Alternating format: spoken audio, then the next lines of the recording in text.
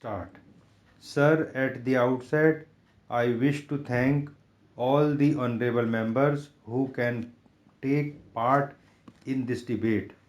I have been attentively hearing the arguments on this bill both in Lok Sabha and in the Rajya Sabha. The main thrust given by the honorable members is that there will not be any dispute.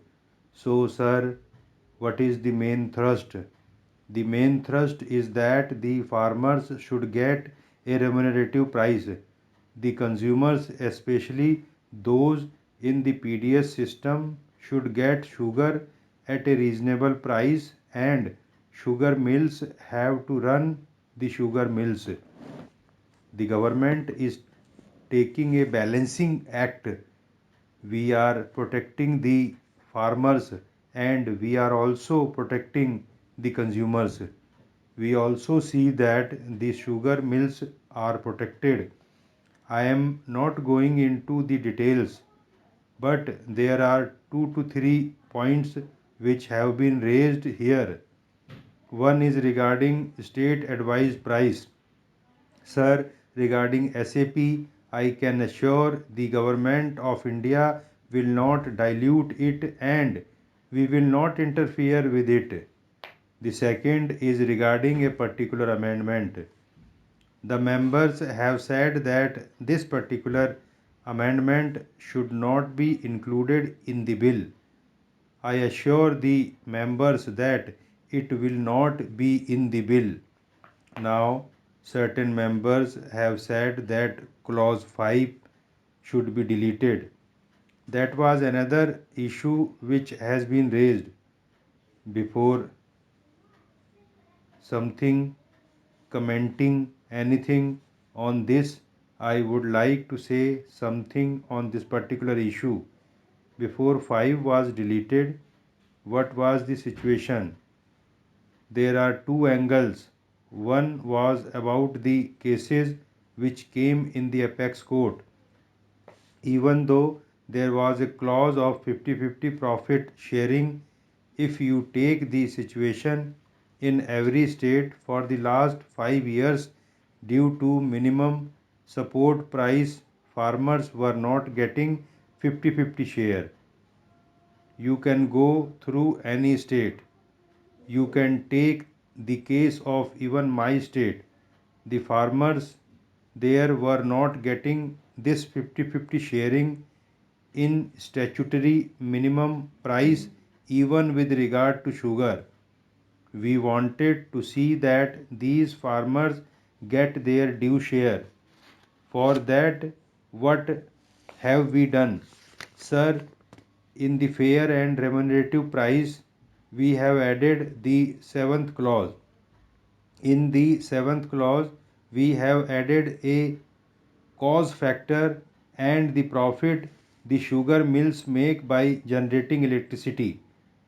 These factors were not earlier included in the statutory minimum price. So, when this comes into being, along with six factors, the seventh additional factor is being added so that the farmers get a better share in their production.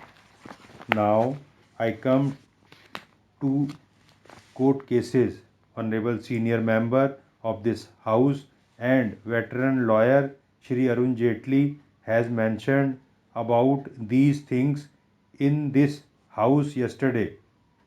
Sir, being a veteran lawyer, he should understand that in the present situation, the courts can take a stand. All those who are involved from 1972 in it can go to court to get a verdict in their favor regarding getting this amount. It is not a small amount. I should not be misunderstood. Sir, there are legal luminaries like Shri Jaitley in the Supreme Court. This argument will always stand. Rupees 14,000 crores is a huge amount and it has to be given. It does not go to the farmers, it goes to the mill owners. So, this is the case. We have very seriously studied this issue. As this involves a major issue, a controversy could have arisen out of it. In order to prevent that, we have deleted section 5A. Then, sir, we have taken adequate measures so that fair and remunerative price is given to farmers. Who decides that? It is decided by the Commission on Agricultural Costs and Prices. Somebody said that farmers are not taken into confidence while fixing the price. Sir, the Commission for Agricultural Costs and Prices decides the remunerative price, which is the new version of the state administered price. It discusses this with the farmers, with the state governments, and even the representative of the farmers is in the CACP. This is the position. So, naturally, this will be a better pricing mechanism than the previous one. Hence, this is the position that the government has taken in this regard. I think this will definitely take care of the interests of the farmers and provide them the remunerative price. The government has taken a large number of measures to protect the interests of the sugarcane farmers. Sugarcane production in the country has gone up from 154 million tons in 1980-81 to 345 million tons in 2006-7.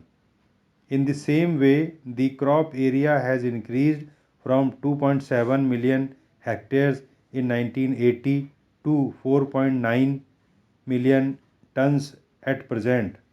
Sir, yield has also increased from 58 tons per hectare to 71 tons per hectare. This does not reflect a decline in the crop profile or large scale distress of farmers. Some problems do come which are known to you due to cyclic nature of the crop. But may I point out one thing? The state advised price of sugarcane is decided by a committee consisting of scientists, economists, and farmers and is convened by the central government. We have to be careful that when large interventions are made, the benefits invariably do not go to the intermediaries. So, to this extent, we have to be vigilant. Sir, some honorable members have referred to the recommendations made by Dr. Swaminathan Committee. When the price is fixed for the crops, the farmers should get a reasonable price, whether it is sugarcane or wheat or rice or anything. Reasonable price should be given to all the crops. That is also being taken care of when we have taken up this matter.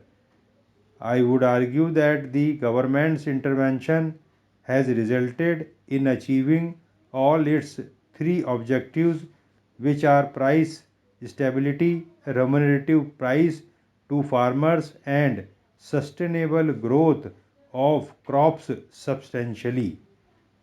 Over and above all the regular programs of the ministry, we are also supporting the sugar sector through the Sugar Development Fund, insurance, and also through cooperative sector to help the interests of the farmers and modernizing the industry.